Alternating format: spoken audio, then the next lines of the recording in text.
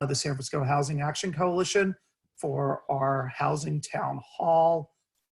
Just a couple of orders of operation. We are going to have the electeds do a 2 to 3 minute introduction, kind of what we'd love to hear from all of you, what your priorities are, what you see as possible, what you see happening in Sacramento. Then we have a handful of questions that that I'll be asking you. And then we're going to ask people from the audience to ask questions. But if you're a member of the audience, we're going to ask, there are 2 functions at the bottom of the Zoom screen. One is a Q&A function, one is a chat function. And so what we'll ask is that if you could please put your question ideally into the Q&A function, then I, as the moderator, will grab those questions and I will ask the panelists from there. So that's how we're envisioning this works. And as soon as we have Scott, we will get started. Thanks. I know that end of the day, pre-dinner time, it can start getting a little tricky in the house. So appreciate everyone taking the time to spend with us this evening. If you start hearing yelling and screaming, you know why. That would most likely be my staff, just to be clear.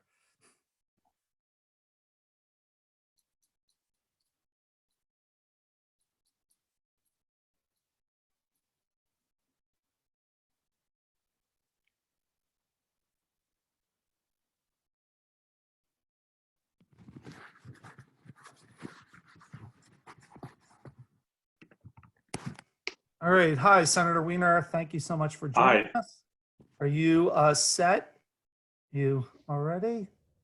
So really appreciate all 3 of you joining us. Again, I want to welcome Senator Wiener, Assembly Members Chiu, and Assemblymember Ting. That will most likely be the last time that I am super formal. It's easier. I'm probably just going to call you guys Scott, David, and Phil, if that's okay with you. Direct questions that way. I just want to thank the 3 of you for taking the time out of, things are busy and hectic. And I know for us at the Housing Action Coalition, we thought that maybe sheltering at home would mean that things slowed down a little bit, but we are just busy from morning till night.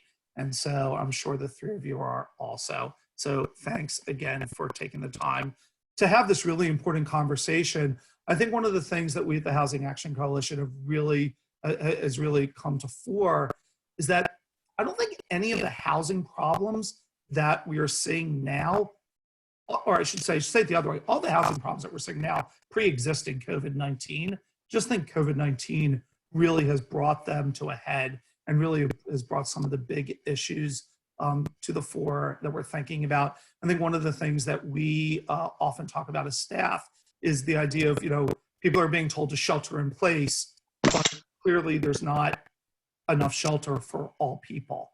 And so we just think that that is an issue that it's really shown it's brought that issue, I think, more to the top of everyone's mind.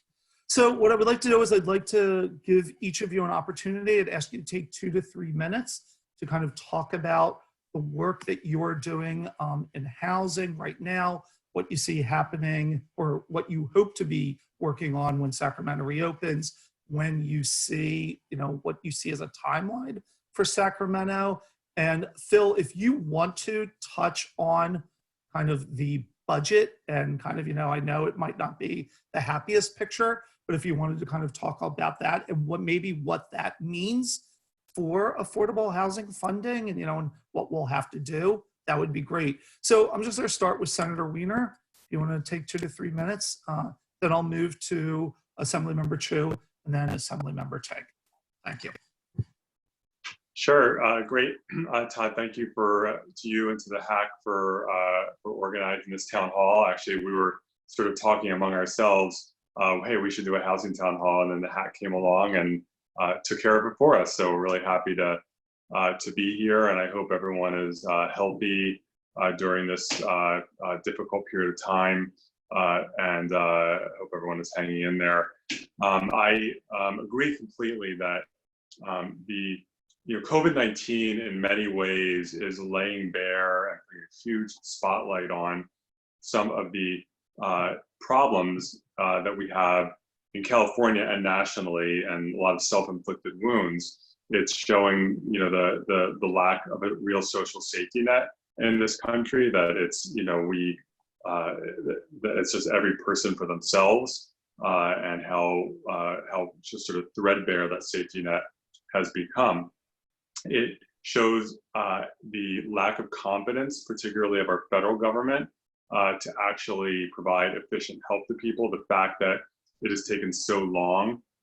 There was a huge delay even in pushing out unemployment, and the small business loans and everything else. And so it's laid bare a lot of challenges, and one of them is housing, particularly here in California.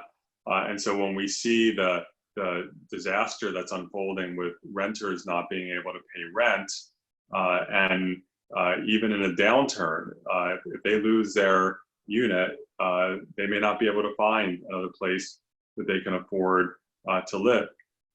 We see the crisis of homelessness that we allowed to be created in California by refusing to build enough housing of all varieties. And now that we know that our homeless neighbors are at severe risk for COVID-19 because they are often in congregate settings, in homeless shelters, et cetera. And we know that our multi-million home shortage in California still exists. And whatever happens with the economy, we're, you know, in a recession, we're still going to have a shortage of homes. And even if home prices and rents went down by 20% because of this recession, when you have apartments renting for $3,000 a month, 20% reduction is something. It's real, but it still means housing is incredibly expensive. And so we need to do the triage right now to make sure that there's a moratorium on evictions, that renters aren't evicted, that when this ends, that people have a way of actually paying their back rent and don't have to pay months of back rent immediately and thus get evicted. We have to work out an equitable way of approaching the landlord-tenant issues that we're seeing. We have to do the triage to make sure that people aren't having their homes foreclosed on, but we have to continue to address the root cause of this problem, which is a profound shortage of housing of every variety. And I know Phil's going to talk about the budget, but if you're in a recession, that's the best time to invest in affordable housing, to keep our construction workforce employed. If the private sector development community has a slowdown, let's keep that workforce employed building affordable housing when it is so cheap to borrow money right now, and to get that housing built. So a lot of work to do. We're going to continue to move our housing bills, SB 899 and SB 902, to allow churches and other nonprofits to build affordable housing on their excess land, and then SB 902 to allow 2, 3, and 4 unit zoning, and allow cities to easily go up to 10 unit per parcel zoning if they want to. So lots of work to do. Thank you, Scott. And David, let me turn it over to you. Great. Let me also thank you, Todd, and the Housing Action Coalition, and all of you who are on this call, who I know collectively on this call, we have a lot of brain power and a lot of experience and expertise in how we should be building. And also it's good to see Phil and Scott, 2 individuals who I'm used to seeing almost every day. And obviously we haven't seen each other in person for 5 weeks, but knock on wood, hopefully we will come out of this soon and be able to continue the work that we've got to do. Let me try to take it from where Scott ended and say a few things. It had been, you know, in the last couple of years in the legislature, housing has finally gotten to the top of the agenda. And in the last few years, there have been a number of important breakthroughs that we've had. But my hope before coronavirus was that 2020 was going to be a year when, first and foremost, we squarely tackled homelessness. And it was also a year where I hoped we continued a very significant affordable housing conversation, and a year when I had hoped we were going to really grapple with what it was going to take to juice production. And COVID-19 has, I think, you know, taken a housing crisis and squared the crisis. I don't think it's even fair to say we've sort of doubled the intensity. We've tripled it, we've quadrupled it on many, many levels. From a homelessness perspective, the fact that we've got 150,000 Californians who, because they don't have roofs over their heads, are most susceptible to COVID-19, to the fact that while we did a ton of work last year around tenant rights, and I want to thank all of you for your support of AB 1482 around just cause protections and rent gouging caps, the fact that we have literally millions of Californians who are barely hanging on right now, and we'll see what happens when the May rent comes due, but things are in a tough place, to the fact that production has really plummeted. And I definitely appreciate that there have been decisions to move forward some level of activity around construction. But I think we all know during this crisis, we've got to continue to build. So we're in a tough spot. But that being said, I'm a big believer in the idea that crisis creates opportunity. And I think that is true for all the areas that we mentioned. So let's take homelessness. The idea that somehow in San Francisco, we, some folks, or statewide could figure out how to house 150,000 folks has seemed really daunting. And literally, I've got bills where we have contemplated, could we set a goal of asking California to house all these folks in 7 years, in 5 years, in 3 years? Well, now we're being forced to do that literally overnight. And we're all grappling to figure out how do we house as many people as quickly as possible. And what I would suggest is, as we do that right now, there will come a point when the curve will flatten. And then we'll be faced with almost a new crisis, but a new opportunity. We will have said, let's try to house all these folks. We'll house a whole number of them. And then we're going to have the question, do we just say that these folks are going to go out onto the streets again? And I think the answer for all of us is no. But then how do we do that? Creating an opportunity, creating a crisis, but creating another opportunity. When it comes to production, I think we all know, it is likely that the level of production that we had hoped to have is not going to be what it's to be. But what I would posit to all of us is, in past economic cycles, when you have an economic boom, you have a housing boom, but when you've got an economic bust, you often see the housing bust. And I think we've got to do everything we can to break that up, to create counter-cyclical support for building housing at all levels of affordability. And I think there are many opportunities to do this, but we're going to have to do things that we've never done before in order to move forward with that. And then I think a third humongous topic we've got to grapple with is what happens in the next couple of months. We have been able, when it comes to tenants and when it comes to homeowners, vis-a-vis evictions and foreclosures. We know that there are going to be folks who can't pay the rent. We know there are going to be folks who can't pay mortgages. How do we ensure that all of these individuals can stay in their homes and do it without bankrupting government and without bankrupting individuals and without bankrupting all the industries that are trying to stay alive right now? That is literally the multi-trillion-dollar question we have. So my hope is in this next hour we can start to talk about some of the ideas, but I would also encourage those of you who are listening, if you don't get questions in through chat, feel free to reach out to any of us and know that our respective staffs and I and the members, we are all working hard to figure out answers to some very difficult questions. Thank you, David. And Phil. Thanks, Todd, and thanks so much to the hack as well. Really appreciate everyone for joining us. It's also great to see David and Scott. I'll just kind of pick up where they left off. I totally agree. We have had this huge shortage of housing supply, which is really exacerbating this issue at a time when we're telling everyone to stay at home. If you don't have a home to go into, what do you do? And I think David talked about grappling with homelessness. That was the only issue the governor talked about in his State of the State address. So again, it's something that was definitely a top priority. It was reflected with a budget proposal, about $750 million proposal to grapple with homelessness. Everything that was talked about initially in January is really off the table right now. We're looking on June 15th to pass a budget that will probably be very similar to this year's budget. It might even start containing budget cuts. So in terms of money that we have been able to give to fund homelessness as well as to fund affordable housing, chances are that money won't be there. So I think the question for us is, unlike the federal government, we cannot borrow very easily. But the question is, do we think that we should be passing, one of our various bond proposals that we're looking at to take a look at, building housing, building things, but also to potentially do what David said, which is to potentially put money in the hands of people's pockets as well as in the hands of all the small businesses. This is such a different type of crisis than even what we had in 2008, because every single Californian has been impacted. There's not a single Californian that hasn't been impacted.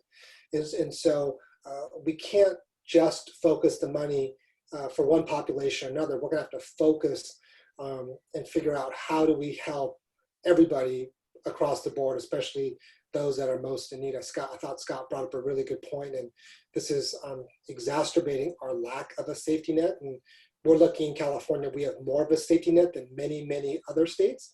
However, it's clear, given how expensive things are, it's definitely not enough to cover rent, not to cover food, not to cover basic necessities. So, what are we going to be tackling in the next few months? I think we have a number of bills that have been proposed around housing, around homelessness, that I think will obviously help us with the agenda. I got a bill, AB 828, to have an eviction and foreclosure moratorium in the state during this state of emergency to kind of tackle sort of what David talked about.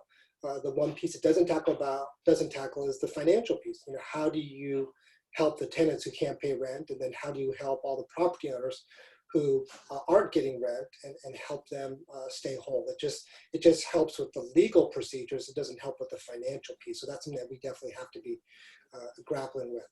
I think when we all started this year, the hope was that we would really be able to do something around supply. I was really lucky to get AB 68 passed to streamline the construction of ADUs, and we were starting before this pandemic hit, starting to see more and more ADUs get constructed. But unfortunately, it was just a very small piece of the supply equation that we needed. So I think there's a lot more work to be done. I think in the budget, there will be a significant discussion around homelessness. I've said publicly what I anticipate is there'll be money for COVID, money for homelessness, and maybe money for wildfires, and probably nothing else. And in August, it's very likely that we may come back and actually do budget cuts. So that's the reality of what we're looking at. We won't really get a clear financial picture till the end of July, because we move our tax deadline from April 15th to July 15th. So once we get a clear financial picture, we'll be taking action of either in the positive or in the negative. But again, thanks for everybody for jumping on the call. I like Todd had mentioned earlier, you think like all of us being at home away from all the capital and all the stakeholders to be less busy, but it's actually been busier than ever. So it'll be nice when it kind of gets a little bit more back to normal. But thanks again for organizing the great town hall. Sure, thank you. So, one of the things that we think about at the Housing Action Coalition on a daily basis of, what is possible today from a political point of view that maybe wasn't possible 60 days ago before this started. And I think that, everyone speaking specifically to and this is just one example, right? We are providing, when I say we, right, certain people who have been experiencing homelessness are being given temporary shelter now, being provided temporary shelter. And, unfortunately, if that does not become permanent shelter, those people potentially would be moved out of shelter back onto the streets, at some point. And what a missed opportunity to keep those people, to make sure that to provide these people with permanent shelter. So it seems like that in some of our conversations with some of our federal electeds, that's top of mind. And so I'm wondering, what do you see things in Sacramento from a legislative point of view? Just what do you see as, do you have top of mind? What do you think is possible maybe to get accomplished today that would not have been possible to get accomplished 60 days ago? And whoever would like to start. Sorry, my other phone's ringing. I'm going to go on mute now. Well, I think it's probably too soon to say. And there are a lot of there's a lot of discussion and predictions about what's going to shift politically or culturally because of COVID-19. What's not going to shift? What's going to be temporary? What's going to be permanent? And right now, I think it's way too soon to predict. I mean, there's a prediction that office buildings are going to become irrelevant. Everyone's going to work from home. We can turn all the office buildings into housing. I do not believe that work from home is going to become some massive transformation in society. I think a lot of people who are working from home right now have seen both the pros and the cons of doing that. So a lot of predictions are happening. Maybe they're going to be true, but we don't know yet. I think in terms of the politics of housing, a few things. First, in terms of the challenges facing renters, I think that has been definitely highlighted when you look at the number of people who, because of the economy we've structured and because of the obscene level of rents, they're one paycheck or two paychecks away from not being able to make rent and not be able to put food on the table if you look at the lines at the food bank. And so I think that we want to be very fair when we're talking about these issues, but I think it really has highlighted some of the challenges we have around renter protections. I believe that this could provide more support for funding for subsidized housing for our lowest income residents. And I think the lack of housing affordable to our low income residents plays out in terms of some of the health risks that we're seeing now. When people are living in a homeless shelter, we're living 4 families in 1 unit. So it's really hard to isolate yourself if you think you might have COVID-19 when you're living with 10 other people in 1 unit of housing. And so I think some of those kinds of issues are really coming to the fore. I think the other, in the last few weeks, everyone and their mother has had a hot take on what COVID-19 means for the future of cities and density. And we have, there are some individuals and groups that have said, aha, look, New York City, is so dense, it's the densest city in the country, and it got hit so hard. So therefore, it's all about density. And we have the governor of New York blaming New York City's problems on its density, as opposed to a slow government response by the state of New York and New York City.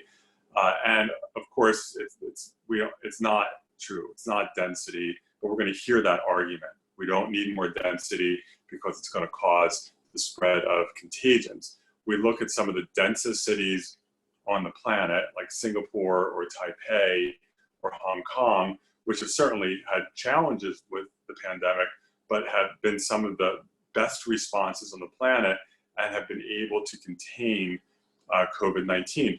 Or you look at the second densest large city in the US, San Francisco, whose infection rate is 1/10 the infection rate of Queens, which is the same density. Or you look at Staten Island, which is of the 5 boroughs in New York, Staten Island is the least dense, but has the highest infection rate, whereas Manhattan is the densest and has the lowest infection rate of the 5. So we're going to hear this argument about how density is to blame. There are now more and more studies coming out. There was a study of China comparing different regions and cities of China and density from the World Bank, concluding that density had nothing to do with it. A study out of Germany showed the same thing. If you compare the dense urban areas to the outlying, less dense and rural areas, the infection rates were the same. We have suburbs like New Rochelle, New York, and Kirkland, Washington, and some of the suburbs in Louisiana that have gotten hit extremely hard, and then some dense cities that have not. So just get prepared for this argument, and I think we have to be prepared to respond to it, because if you're not building dense housing in urbanized areas, then you have a choice to have a severe housing shortage or to build sprawl, which leads to more asthma and makes people more vulnerable to respiratory illnesses like COVID-19. But that is a debate that I know will come out of this, and we're on the right side of it. David or Phil? Yeah. I would answer the question a little differently and maybe talk about sort of two topics. One is homelessness. It's clear that coronavirus, I think, is impacting how we all think about homelessness, which is a topic that for, say, 40 or 50 years in California's history, San Francisco's history, has been one where we all say, you know, we need to grapple with it. There's a lot of hand-wringing, but not a lot has gotten done. And I think the issue has shifted from one of, you know, where are we willing to prioritize it, to understanding that if we don't address it, it not only is a reflection on us and sort of our morality as a society, but it's also if we don't grapple with it, we know it's going to impact all of our health, right? And it's not just the health of homeless individuals; it is everyone's collective health. And so I think there is a moral and a public health urgency to the issue that didn't exist before that I think will impact what I have been talking about as sort of the three major things that we need to do when it comes to housing. One is homelessness. One is we need to fund it better. Secondly, we need to streamline what we're currently doing. And the third is we need to hold ourselves accountable when it comes to tackling that. Let me just take a moment and explain each. We've never as a state established a permanent source of funding for homelessness. And we were looking forward to starting that conversation this year, but I think now it's really going to move forward in earnest. And, you know, Phil talked about the very difficult budget choices we're going to make. Our hope this year was we were going to talk about what fraction of the budget surplus we could put to homelessness. Now everything's being cut, but I think homelessness still needs to rise to the top. And I think in addition to that, we should be making other hard choices about how we currently spend money. My colleagues know that for a couple of years, I have been talking about the most expensive housing program in California in our country, which is the mortgage interest deduction. Californians have received $8 to $10 billion a year in multiple tax breaks, which mostly go to the most well-off in our midst. And I think we need to look at reforming the mortgage interest deduction.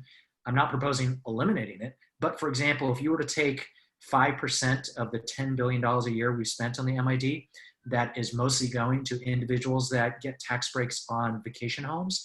If we were to take just 5% of that, so $500 million a year, we could make a serious dent in helping to fund homeless services and homeless production around the state of California. Similarly, cities and counties and the state fight all the time when it comes to addressing homelessness. There's a lot of finger pointing. We need to learn all the services. We've got to get everyone to work together. And that's starting to happen now more than it's ever because of the crisis. And then accountability. We need to make sure that every city, every county, every region in the state is doing their part. Because the reality is, even if, say, a city like San Francisco or Oakland or San Jose are striving mightily to address it, we've got all sorts of jurisdictions around us that aren't, and we could do more. And so I do think questions in homelessness have shifted dramatically. And then I'll just take 30 seconds and say, you know, I mentioned before the importance of thinking counter-cyclically. I think if we didn't have coronavirus, we knew that a recession is inevitable. Whether we would think about the recession as an opportunity to build, I'm not sure it would be as highlighted as it is now. We know with the economy being where it is, land is going to be cheaper, labor is likely going to be cheaper, materials are going to be cheaper, and the need is going to be there. And so it behooves us to build as quickly as we can in the down months, in part because we need the housing, in part because we need to put folks back to work. And I think that means that policymakers like Phil and Scott and I, we want to ask and figure out with all of you, what are the current barriers to making sure that we can put as many folks to work building as many units as possible in the coming months and years.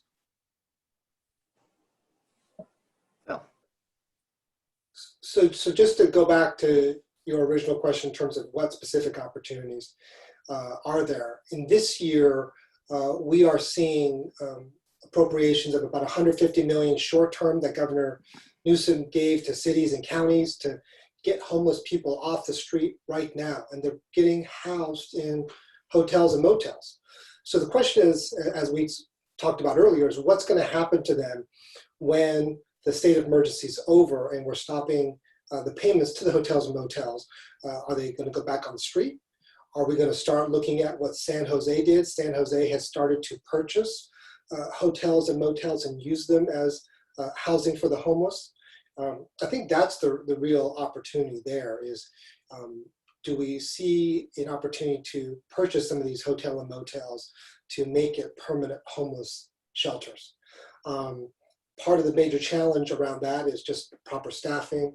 Obviously, many of these rooms weren't meant for permanent living. They don't really have kitchens, and they're not easily set up where you can deliver food and set up social services.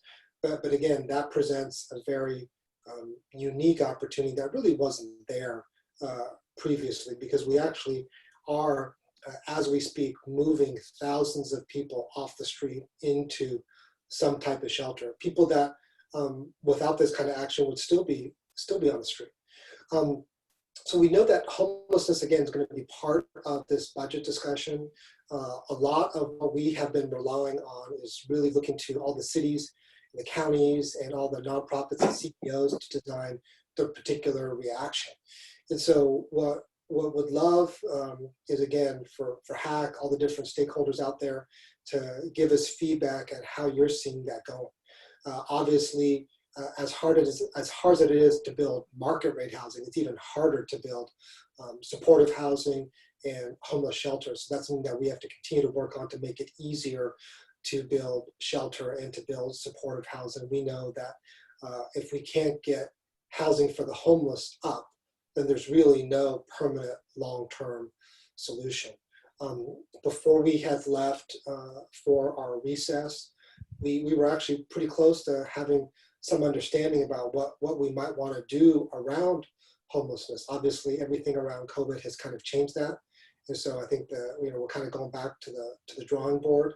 But the need is even more acute because it's not just a housing crisis, it's not just a moral crisis, now it's a public health crisis, because we see that if we don't get people off the streets, these homeless encampments are going to be the #1 place where this virus gets spread. And that's what you've seen throughout time. I mean, you've seen throughout the history of man that, again, you have a situation when there is lack of housing or poor housing, you see viruses spread, that's where they spread. And so again, we have this situation where we know what's going to happen, and we're doing everything possible to prevent it.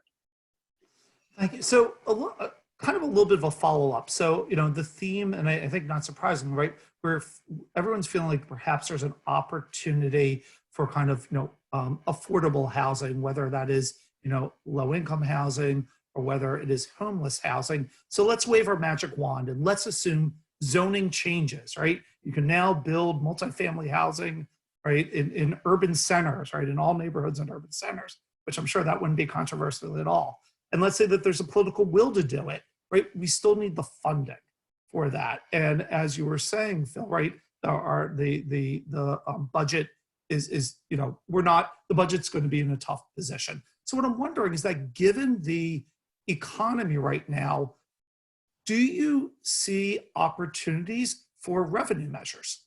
Like, will people in the current economy be willing to vote to increase revenues, specifically for homeless housing, low-income housing, transit? Like, pick your thing. I'm just kind of wondering, and I don't know historically during economic downturns how these. So I'm curious. I'm sure everyone's thought about this. Yeah. Yeah, I think, again, I hate to keep saying this, but I think it's true. It's probably too soon to say. Last November, revenue and bond measures around California did not have their best performance ever. Quite a few were defeated. We still have the 2/3 requirement for a dedicated tax or a bond other than school bonds. And depending on how the economy plays out over the next 6 to 8 months, you could see there being challenges with tax increases. The split roll is, I think they got all their signatures. I hope they did. It's hard to get signatures right now when people are sheltering in place.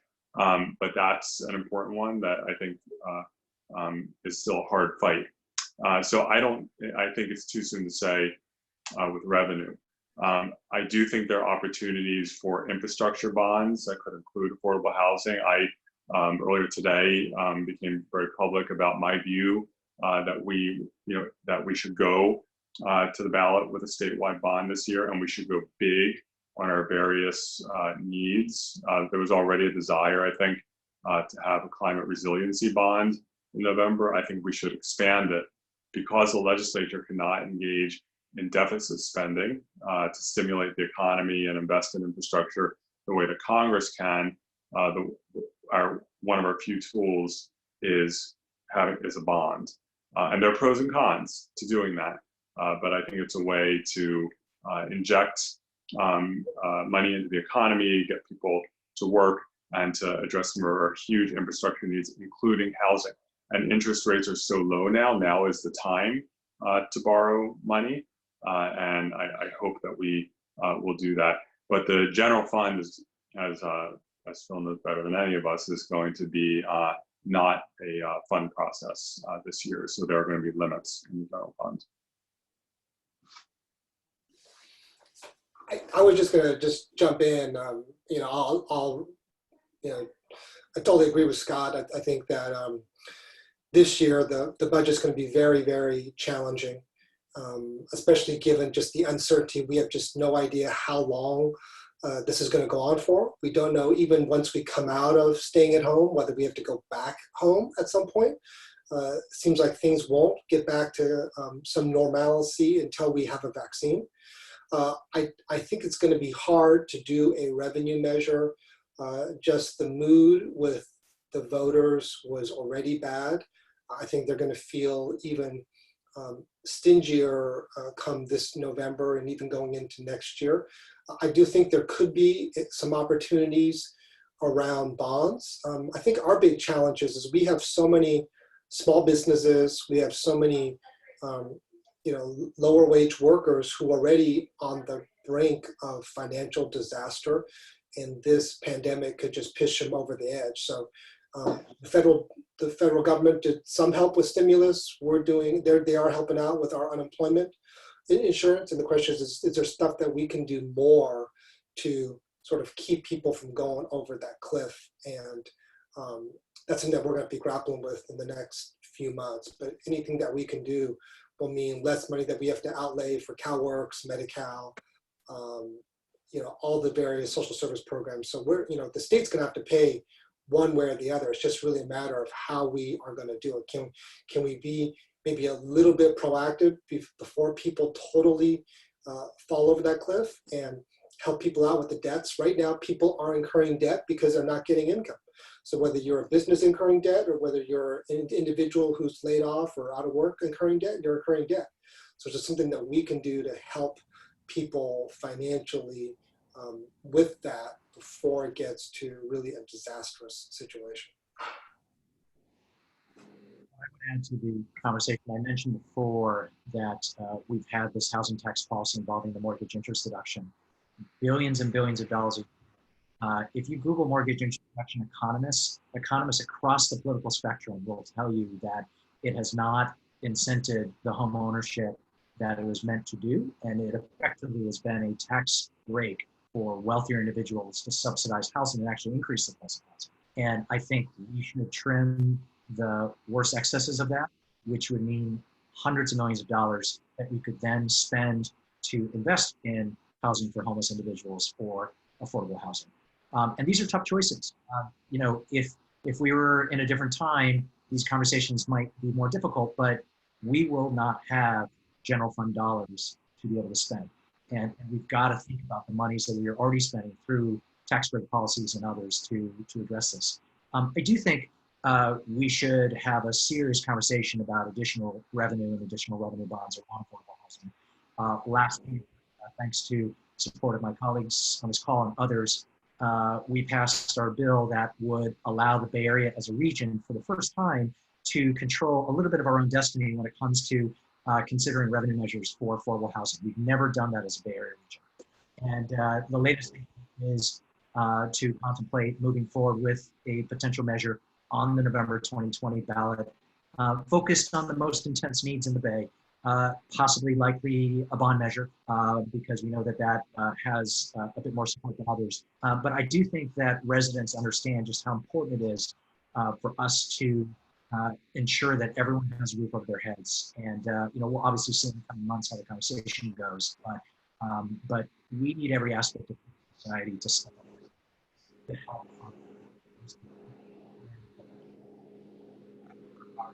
not just decimate from a healthcare standpoint, but then kick people out of their homes, exacerbate our homelessness situation, and shut down housing production such that we're in a much deeper hole in a couple of months or a couple of years.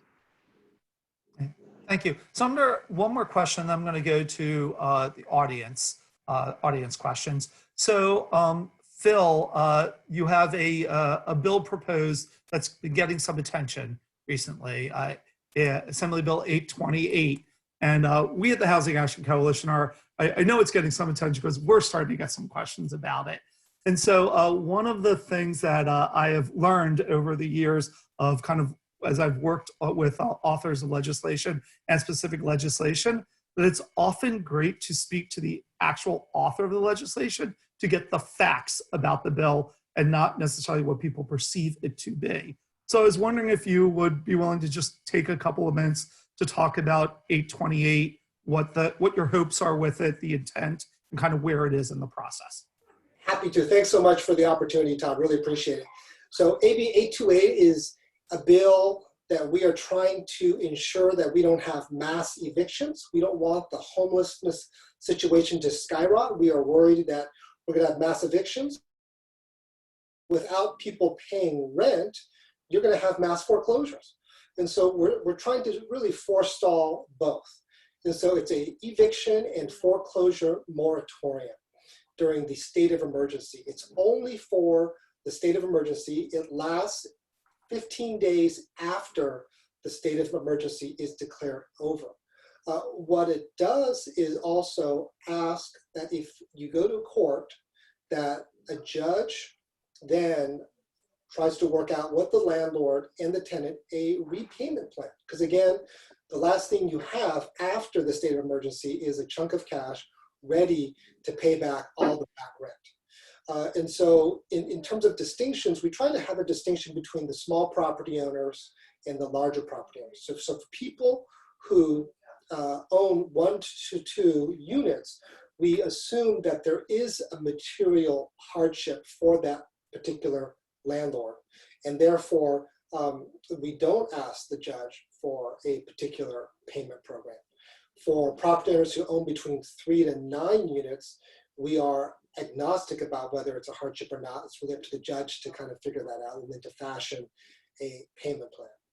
For property owners who own more than 10 units, we assume that it is not a financial hardship. Now, of course, the property owner could put forward a financial hardship and then bring that forward to the judge to have that as a discussion. The end of the day is this bill is in the very beginnings of discussion. So we have had a lot of chatter. I think there was some misinformation out there that was put out. And we want to make sure that, again, going back, look at the bill, look at how it's constructed, but also help us be part of the solution. I know people have said, hey, why don't we just shelve the bill? Well, if that's fine, we could shelve the bill, but then we could have literally millions of evictions and we could have millions of foreclosures. So again, shelving the bill doesn't do anything to go address what the issue is. Again, I know that especially in San Francisco, we're all concerned about this issue. I'm very open to hearing different solutions.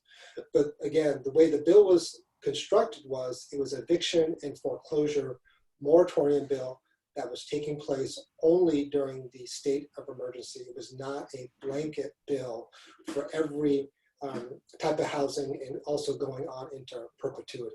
So again, we know that if we just open up to discussion on one bill, could take the whole panel, which I don't think is the best use of time, but we are, again, engaging stakeholders. Feel free to reach out to my office, email us, call us, Todd can put out our phone number as well as our email so that it's anybody can engage. We've already gotten a lot of feedback on it.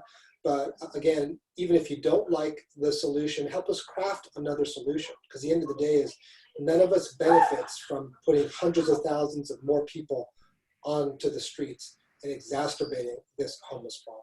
So I really appreciate that question, Todd. Thank you. Yeah, we will certainly. Scott? Yeah, I'm a co-author of the bill. I believe David is as well, if I'm not mistaken. Maybe I'm wrong.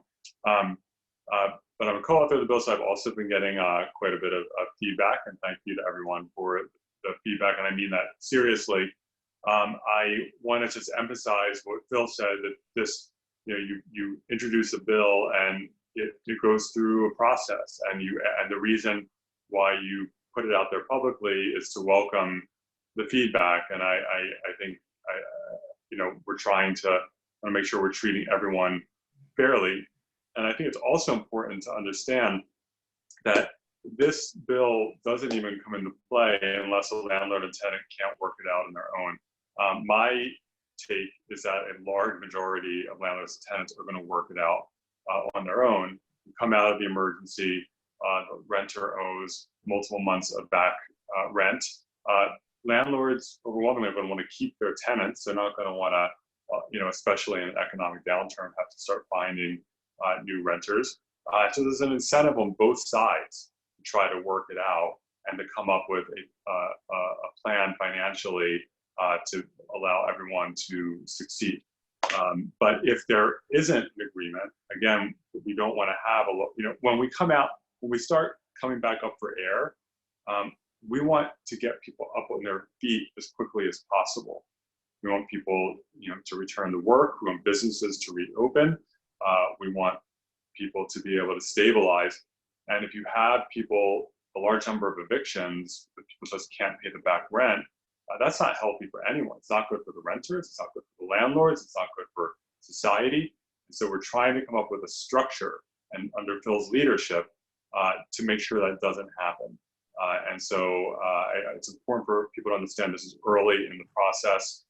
And I've also, people come to me and said, oh my God, there's a permanent 25% reduction in rent, which is not even close to true. So I look forward to, under Phil's leadership, working with folks on this.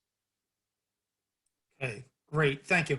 Okay, so I'm going to move to questions from the audience, and I'm just going to apologize to the audience in advance. There's no way we're going to be able to get to all the questions, but we commit to forwarding whichever questions we can't get to the members, and that when we get responses, we will forward them on also. So from Bobak, I'm hearing some municipalities or counties are filing lawsuits or otherwise pursuing obstructionist policies to prevent our homeless neighbors from being housed in hotel rooms.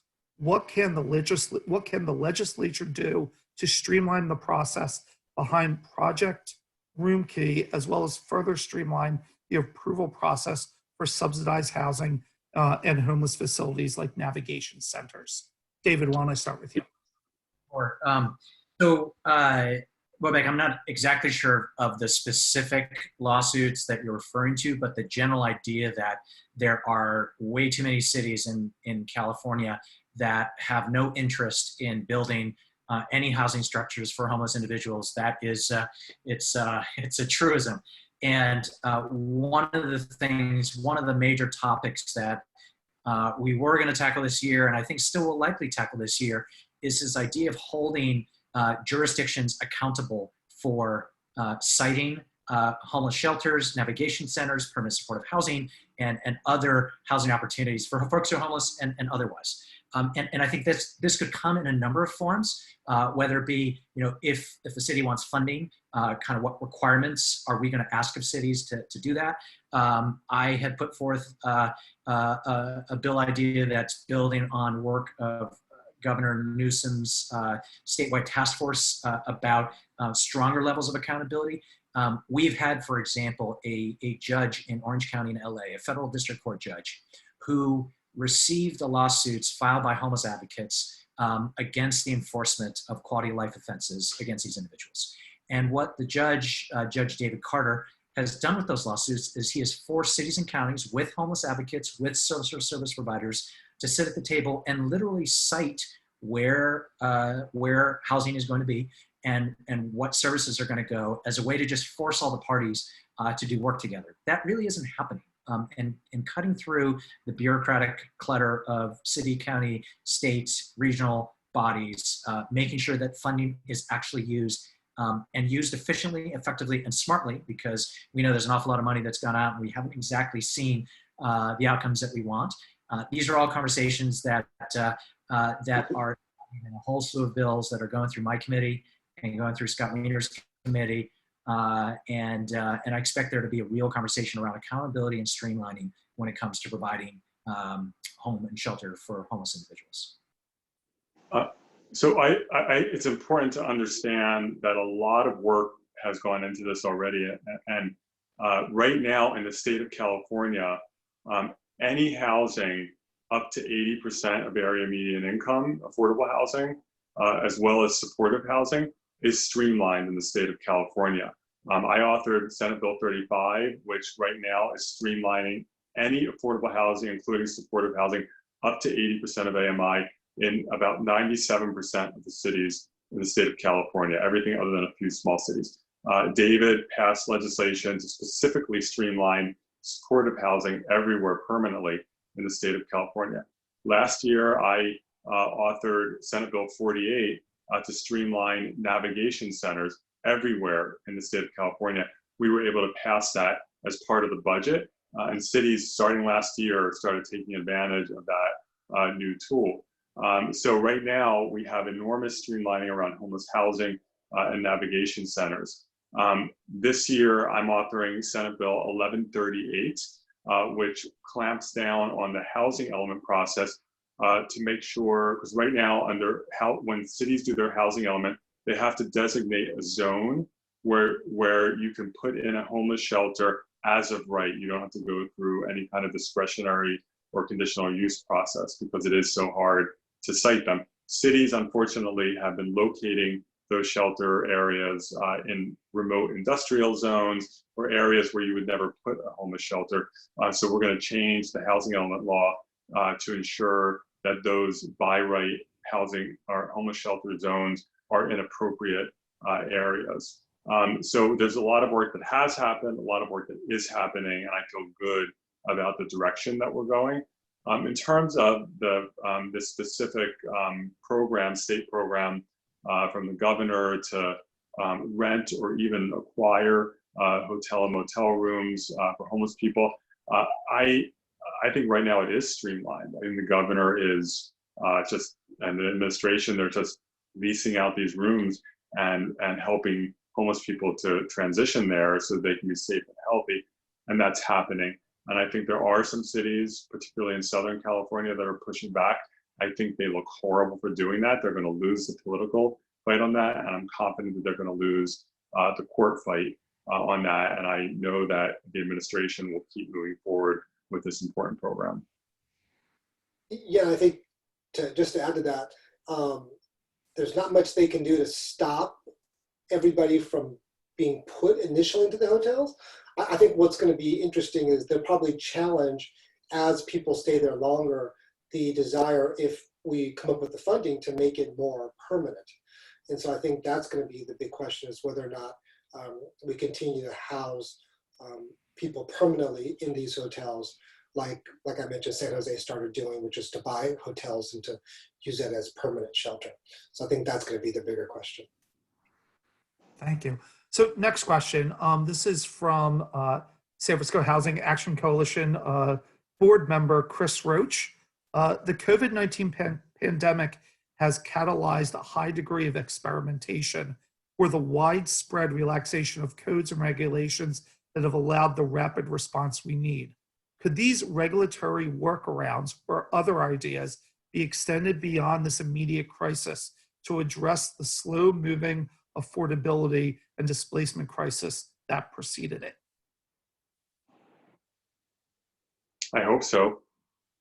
We have a lot of areas around housing and other areas. Like we were working for years to try to streamline the CalFresh application process, which is horrible in California. You can't even apply by phone.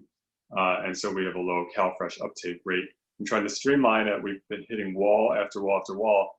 All of a sudden, COVID-19 comes around, and boom, by executive order, we have streamlining. So we need to, and now we're going to try to make that permanent by legislation. So I think what COVID-19 has shown, with all of the nightmarish consequences of this pandemic and the death that it's causing and the economic destruction, we're seeing what's possible, that if we want to move fast, if we want to try new things, if we want to set aside unnecessary regulations that we actually don't need, that we know how to do that, and we know how to do things quickly. I do hope that in terms of construction of housing, we can also learn from this. Unfortunately, we've had some, in the Bay Area, some of the rules around construction of housing have been way too restrictive. The Bay Area health officers, God bless them, they're heroes in the work that they have done in this pandemic. They put some restrictions on housing construction that I think went a little bit too far. And so we've been working with them, and hopefully that will change. But putting that aside, I think that there are things that we can learn from how things are working during the pandemic, particularly in terms of streamlining. The governor issued some executive orders on CEQA streamlining with projects relating to the pandemic. We should be expanding those because, yes, building a new health facility during a pandemic, critically important. Let's do it as fast as possible. But even without the pandemic, building new housing when we have so many people struggling is also incredibly important and should be accelerated and prioritized. I think there's definitely an opportunity. Oh, sorry, go David. As Rahm Emanuel, Barack Obama's former chief of staff, used to say, don't let the crisis go to waste. And we have certainly seen bureaucratic rules, process, delay things, and we don't have time for that right now. On the one hand, I don't think any of us would say that if there are rules that would jeopardize public safety or exacerbate our environment, that those are things that should be lifted. But on the other hand, we know that there are plenty of rules that are on the books that exist literally as rules that don't move forward sort of core values, and simply have been used as weaponized by folks to block projects and to slow down the production of desperately needed housing. And I think we've got to look at everything right now with an eye to how do we put a roof over someone's head, how do we do this safely, and how do we do it as inexpensively as we can because we don't have the resources for it, and move forward that way. So certainly we'll be learning a lot in the coming months about what's working, and I do hope we'll continue the things that are. I think there's definitely opportunity this year to do even more streamlining. I have a bill that I'm introducing to rezone parking lots to make it easier to do residential development. I passed a bill a number of years ago for specific cities that could declare a state of emergency, help relax building codes for both shelters and navigation centers. And we're looking at doing broader work on that this year. So I think there definitely is an opportunity. And because, again, time is everything. We saw, one day made a difference, 1 week made a difference around this virus. So there definitely is a sense of urgency, and we know that we can't just say, oh, we'll get to it next year. Next year, we know it'll be way too late. And for once, I think there's a feeling that even tomorrow could be too late. So hopefully, taking that sense of urgency, we'll be able to take a look at more streamlining and take a look at very specifically more opportunities to sort of relax some of these codes so we can build faster. Yeah, so this is almost like a follow-up question from the audience. It didn't happen to be just the way that it came in. I think it fits in really well now. So Jeremy in the audience, basically saying that considering all the health considerations that are going into the issue that's coming up around housing and lack of housing for people, that is there any potential for a type of state of emergency for buy rate housing that would follow all the local rules on the books for both affordable and market rate housing? I mean, certainly, I think the governor, could do that. He's issuing a lot of executive orders. I think we should just legislate it. With SB 35, we legislated it for quite a few projects, but we need to expand that. In my view, if you have if a city has set the rules, this is the zoning, these are the objective design standards, this is the height, this is the density, here are the setbacks, here are all the rules. And if someone comes forward and says, I have a project that fits all your rules, that project should just be ministerially approved. And we're getting there with SB 35 and also the enhancements to the Housing Accountability Act that make it clear that it's illegal to deny a project where you comply with all the local rules. But we need to make it more comprehensive, because if you set the rules and someone wants to do something that fits within all of the rules and standards you set, that you shouldn't be able to put someone through a multi-year, unpredictable, expensive process. It just is unfair. It's one of the reasons we have a housing crisis. Okay, thank you. So John Lasofsky asks, and this is a follow-up to what David was saying earlier, so to what extent is large-scale development, office and housing, to what extent is that in and of itself the permanent revenue source that Assemblymember Chiu is talking about, both for homeless specifically and local government generally? I'm a little puzzled by the question, Todd. I wasn't. Can you repeat the first part of that question? Because what I was talking about. So, David, I think what he's asking is like the fees that the government receives on office building and market rate housing. How much could that be the sustainable source of revenue of what you were saying you were looking for? That's the way I'm reading the question. Office development. Office and, he said office and housing, both.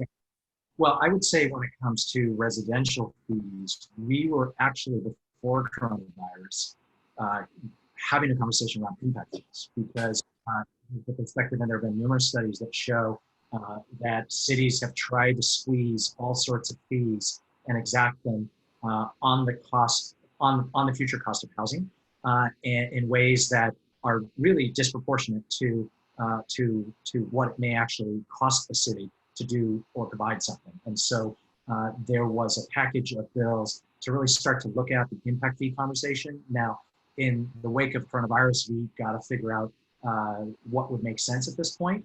But I think to the question, no one has really been looking at the commercial conversation isn't one that I've heard of at this point in the legislature. I don't know, Scott or Phil, if you guys heard differently, but that's why the question was a little out of context for me.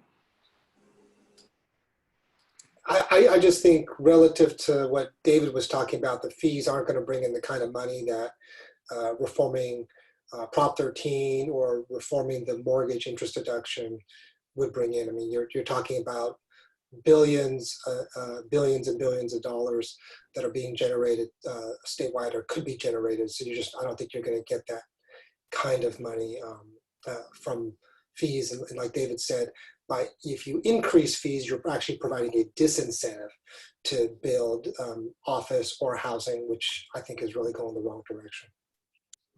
But there is a permanent source in that when the new housing is built, it's paying property taxes forever. And it starts out at market rate property taxes, and then it is perpetual. So you have the one time with the fees, which I agree are too high in many cities, including San Francisco, and the transfer tax, but then that permanent year after year after year source of just plain old property taxes. So I think the answer to the question that I'm about to read is Reform Prop 13, but if you have a different answer, I would love to hear it. So from Adam, says cities are going to be desperate to increase their revenue. One more stable revenue source is property tax. What can the state do to help cities regrow their tax bases while countering the perverse incentives that have been fueling California's jobs housing imbalance? Prop 13, baby. Okay, that's what I figured. Just Yes, you answered your own question. there you go. Okay, just want to throw it out there. All right, from Stephanie in the audience. So Stephanie is thinking about ramping up homeless and affordable housing. What if anything is the governor or legislature considering in order to reduce the impact of NIMBYism as a barrier to actually building that housing when we have the funds? Are you considering any emergency action that would reduce the ability of local governments to block new housing or incentivize local governments to allow more housing on the flip side, at least during the emergency, if not on a more permanent basis? Well, that's the work. I mean, we talked about this a little earlier. That's the work we've been doing for years. Various pieces of legislation that I mentioned to streamline all sorts of housing, ranging from market rate down to or market rate, affordable housing, supportive housing, navigation centers. That's streamlined in many cases, and for lower income housing in all cases. We have really beefed up the Housing Accountability Act, which was passed in 1982. It's referred to as the anti-NIMBY law. It lacked teeth. In the last few years, we put teeth into it so that cities have to comply with their own objective rules. So those anti-NIMBY or anti-obstructionist laws have been passed. There's more work to do, and some of that work is happening now, but it's been happening. We're seeing some of the results that there are projects that a few years ago never would have been able to move forward that are moving forward. You have some cities that fight tooth and nail, and they sue, like a Huntington Beach, or they'll file lawsuits against the state saying these laws are somehow unconstitutional, which is not the case, but that's working through the courts. But you have a lot of cities, frankly, that'll say, oh, good, you've told us we have to streamline, now we can avoid a 3 or 5 or 7 year process, and you have cities that are embracing this streamlining and are quickly moving projects through. So there's still more work to do, but a lot has been done. I'll just jump in by saying on the Assembly side, also many bills that are literally awaiting us right now to make it easier to get housing entitled. So I mentioned, thinking about best practices when it comes to impact fees. There are a number of bills, including one of mine, to help make CEQA infill exemptions work better. Other bills to help streamline smaller projects, reduce parking requirements. Other bills to make density bonus policies work better. Lots of different pieces that we would like to move forward, and as soon as we're reconvening, I expect a number of those to move. If I could put a pitch on 2 bills that we're moving this year of pertinence to that question. One is Senate Bill 899, which allows for churches, other religious institutions, nonprofit hospitals, if they want to build 100% affordable housing on their property, for example, a church that doesn't need its whole parking lot or whatever, the bill will allow that to be built as of right. Because right now you have a lot of, especially churches that might have declining congregations, and they want to be able to build affordable housing, and they can't under the local rules. SB 899 will allow them to do that.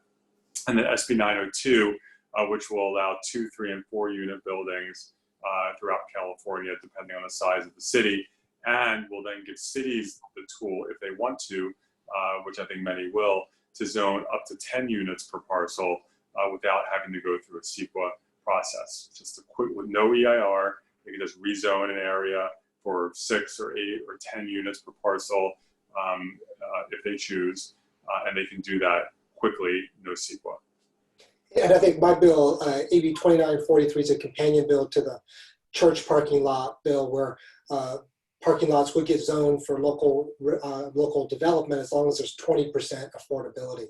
And so this opportunity, as we had been talking about earlier, is an opportunity to increase the amount of streamlining all across the state. I don't think we should be thinking about this only during this particular crisis, but really an opportunity to continue the agenda that we've already been pushing for the last couple of years, to continue to make it easier to build all sorts of housing, affordable housing, market rate housing, all up in, homeless shelters, navigation centers, all up and down the state. And so for those of us who are like Sacramento legislation nerds, like what's going to be the shift in the calendar, right? Where obviously calendar is going to have to move, so that bills have to move out of houses. So has that been decided yet as to what the new what this year's calendar is going to look like for dates for bills to move out of houses? It's all a function of the curve. At this point, we are tentatively slated to go back on May 4th, and there's a chance that may happen, a real chance that may happen, but it really depends on what happens in the coming weeks, particularly to the decisions made around shelter-in-place orders. I think what it means is whatever the legislative calendar is left, we're going to unfortunately just have much less time to get things through. So part of what we're doing as committee chairs, we're really looking at the bills that are on our dockets to figure out what are the most important things. And basically the standard that every committee is using is it going to help us respond to the coronavirus crisis? And absolutely have to get done in this calendar year. And if it meets those tests, I'm just mentioning that for everyone who's thinking about different bill ideas you have or you're supporting. If it meets those tests, it has a fighting chance of moving through. I suspect that means many, many bills introduced this year, including many of our own, will not move forward. Yeah. Go ahead, Bill. I was just going to say, just to note, Todd, we have no flexibility on the end date, which is August 31st. So that cannot change. So everything, all the bills turn into a pumpkin that date. So, with the shorter timeline, we're under an immense amount of pressure to get the work done sooner. It just means we'll be able to hear less bills. I think the big challenge is we're also going to have fewer committee hearings. Normally David or Scott, they might have, a weekly committee hearing, and they're not going to be able to do that just because of logistics and because of just space. So that's going to be another big challenge. Yeah, it'll be a condensed, very fast process this year, and it will be fewer bills. We have been asked in the Senate to just reduce bills, and I want to add to what David said. For us, yes, obviously anything that's explicitly COVID related or super time sensitive, but we've also I think as a caucus talked about that there are just certain issues that are not COVID related, and the world won't end if they don't pass this year, but are so important for the future of California, certain subject areas that we need to continue to address them: housing, homelessness, mental health, addiction, wildfires. These are just pressing issues in California that I don't think we need to set aside just because we're in a pandemic. We need to address the pandemic and also these previous terrible problems that we've been facing. In my committee, the committee that I chair, the Senate Housing Committee, we had, I think, about 35 or 40 bills that have been referred to that committee. And I was not heavy-handed with authors at all, but we checked in all the authors, and people sort of self-edited and prioritized, and we're down to probably 15 to 16 bills in the Senate Housing Committee, which we will do in 1 or 2 hearings. So we're still going to be able to pass, I think, great legislation this year. It's actually, in some ways, important bills might have a better chance of passing this year, because instead of having thousands of bills floating around where you can, it's so easy to get lost in the shuffle, we're all sort of very focused on what are the things that we really, really want to get done this year. And that, in some ways, increases their odds. I skipped over the very first question that was asked. I kind of, as you go down, is probably one that's on a lot of people's minds. So Kimberly Adams asked, will SB 50 rise again, Senator Wiener?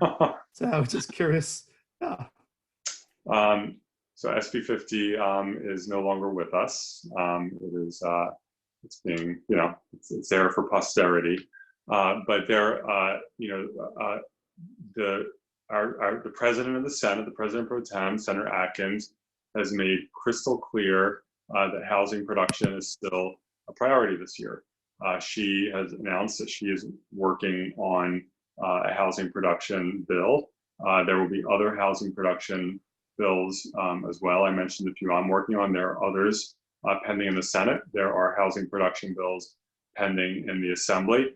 Some of them relate to zoning. I mentioned two, SB 899, SB 902, that relate to zoning.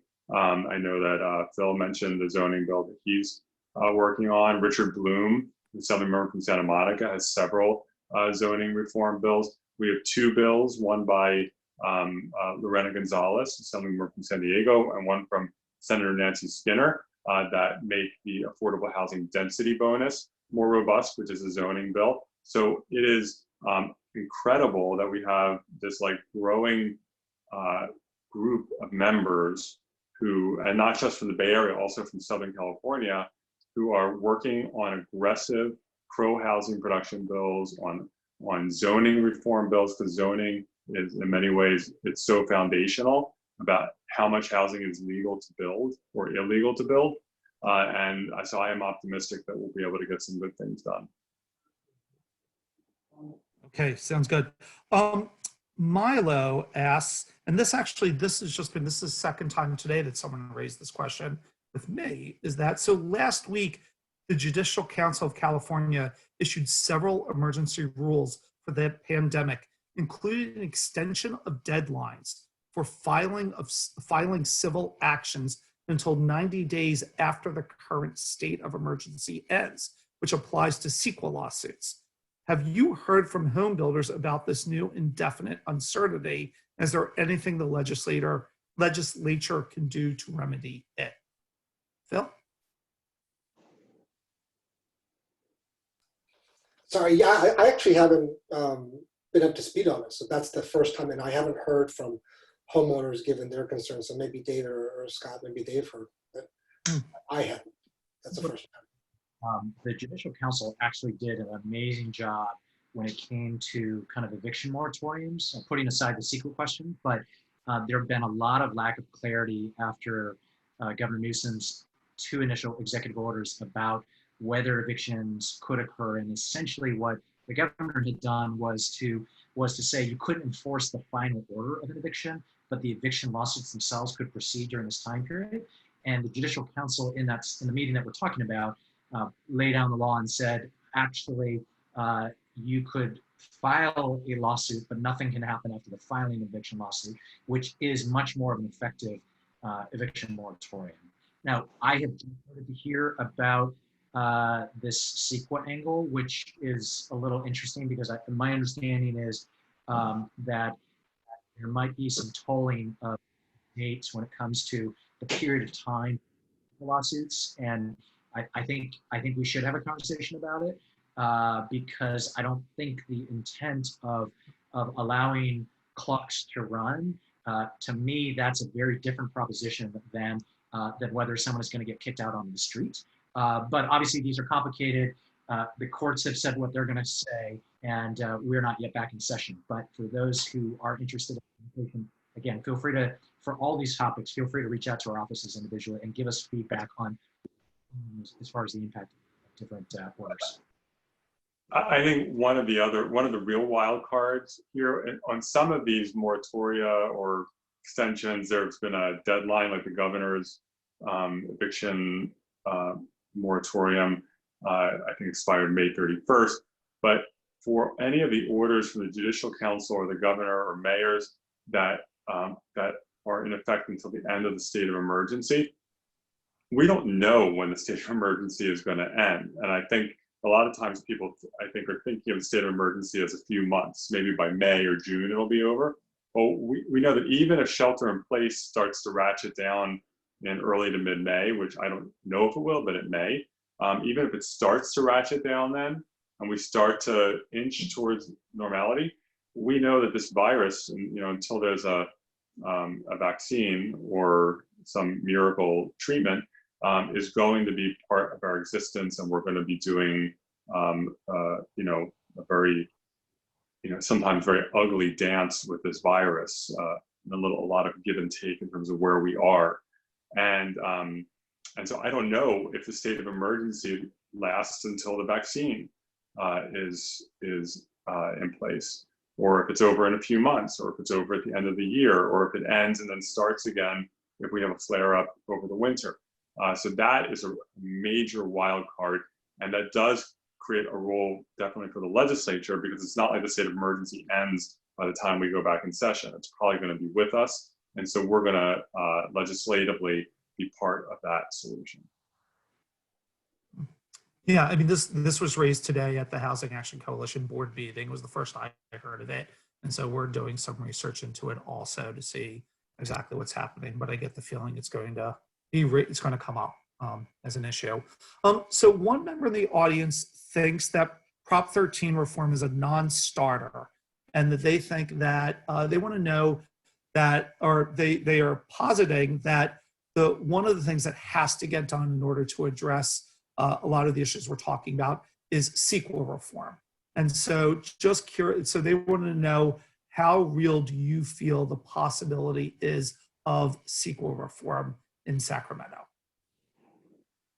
Well, that's, every time we say streamlining, all the legislation we've talked about where we say streamlining or by right or ministerial, there's various pieces of legislation. That is the ultimate CEQA reform. Because when you say that it's by right, ministerial, streamlined, that means there's no CEQA. It's not even an exemption. It's just not considered a project for purposes of CEQA. So when people sometimes suggest there's not been CEQA reform, every time we do streamlining or ministerial by right legislation, there's been quite a bit of it. That is the ultimate CEQA reform.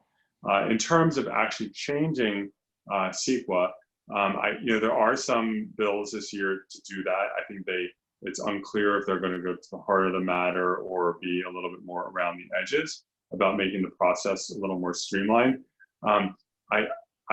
There has been conversation between the building industry and organized labor, the building trades, about agreeing on a wage structure for California.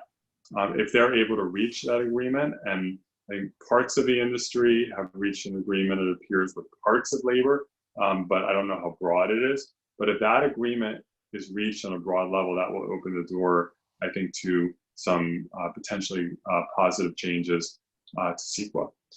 Without that, it becomes extremely hard.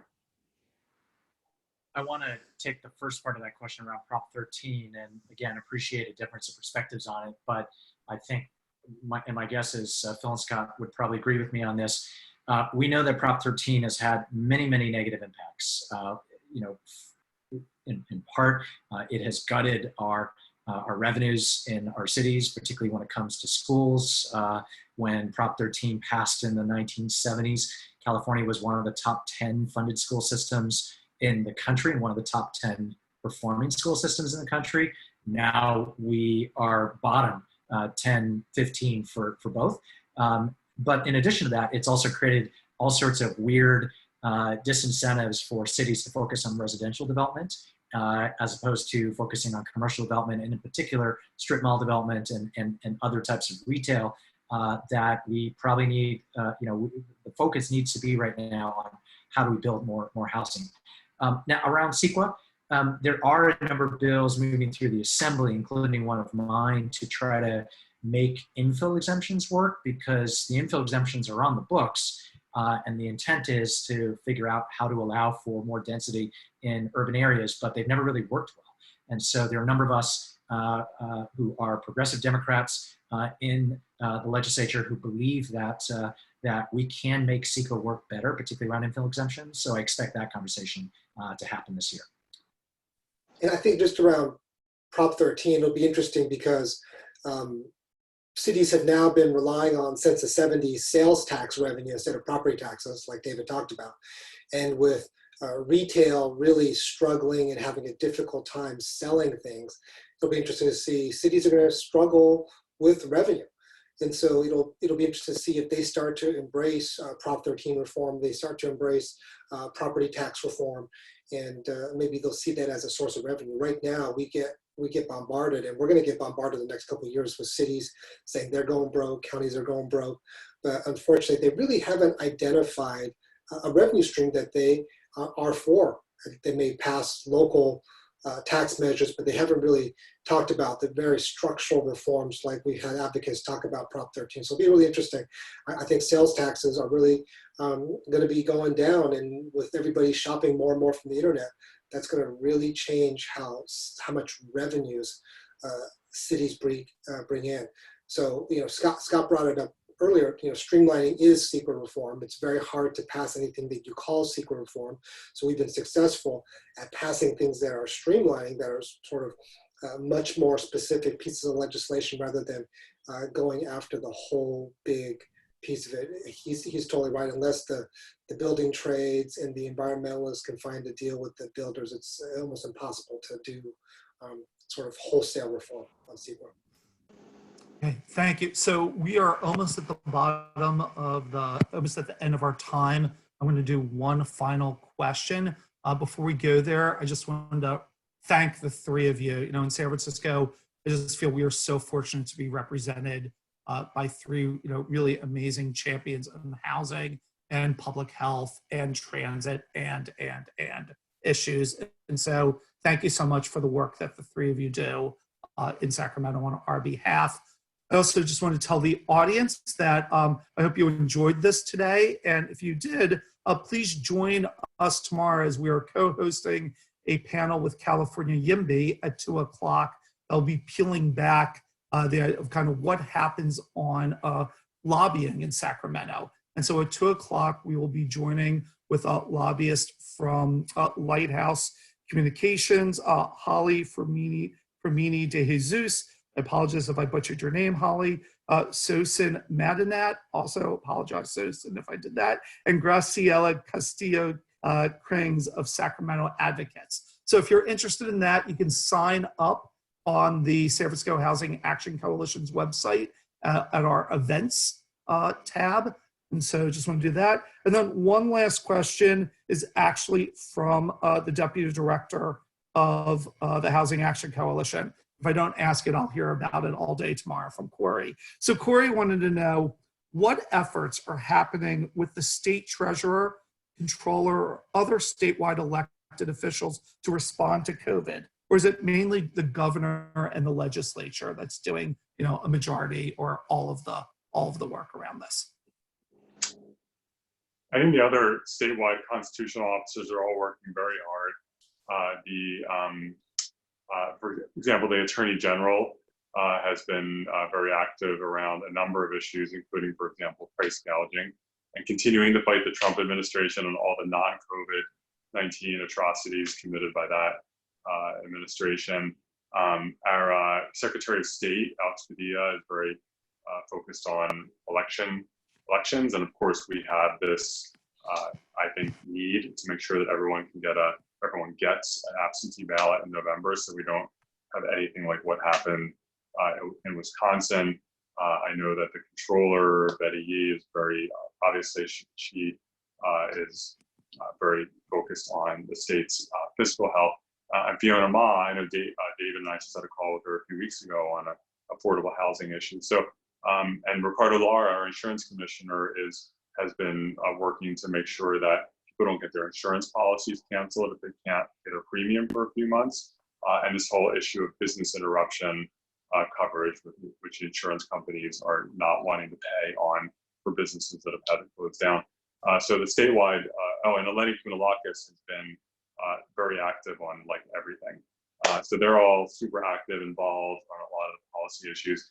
The governor, understandably and justifiably, he's the leader. He's getting a lot of attention, as he should. But this is really a group effort in Sacramento.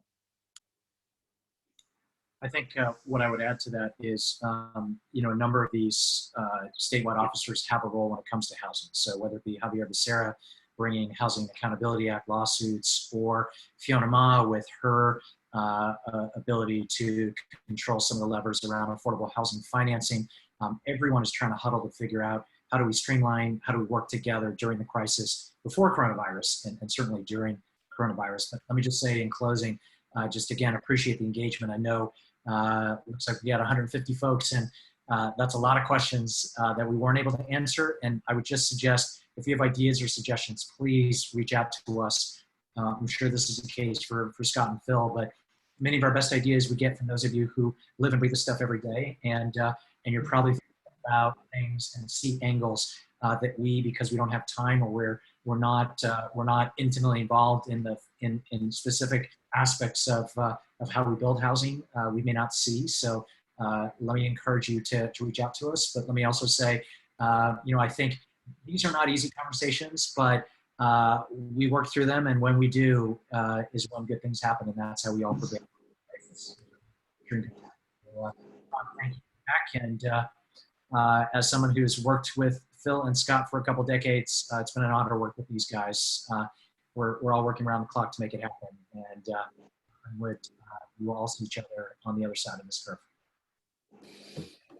Thanks. And just to answer Corey's question, I actually just spoke to Fiona this morning, and she was talking how she's getting up 8 o'clock every day and just working her butt off. One of the things that she's been focused on is all the money that goes to pay all these contracts that the governor talks about, whether it's the ventilators or the hospital beds or the hotels and motel.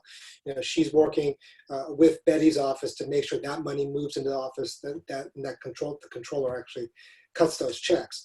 Now, in terms of Betty, she's got incredible oversight over all the contracts that the state is getting involved in. And so since we've had to move so fast and do things so quickly and frankly, a little bit unorthodox, I'm sure their offices are extraordinarily busy. But just to piggyback on what David said, just thanks Todd and Corey and the entire HAC board for organizing this great forum. Town Hall always reminds me of why I feel so fortunate to be coming from San Francisco, have the honor to represent part of San Francisco in Sacramento. I know the three of us all feel that way, with all these incredible questions and this great dialogue.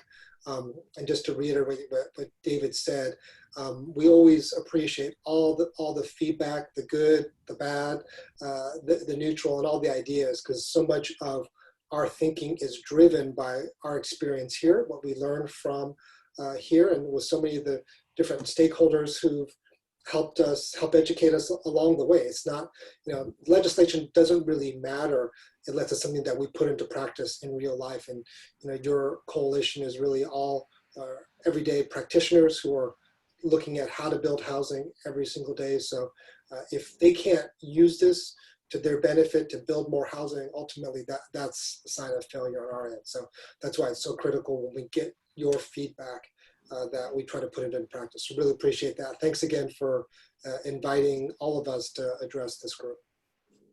Really appreciate it. To Scott, David, and Phil, please stay safe, stay healthy. Same to the audience members, and really appreciate everyone who participated. We'll get through this.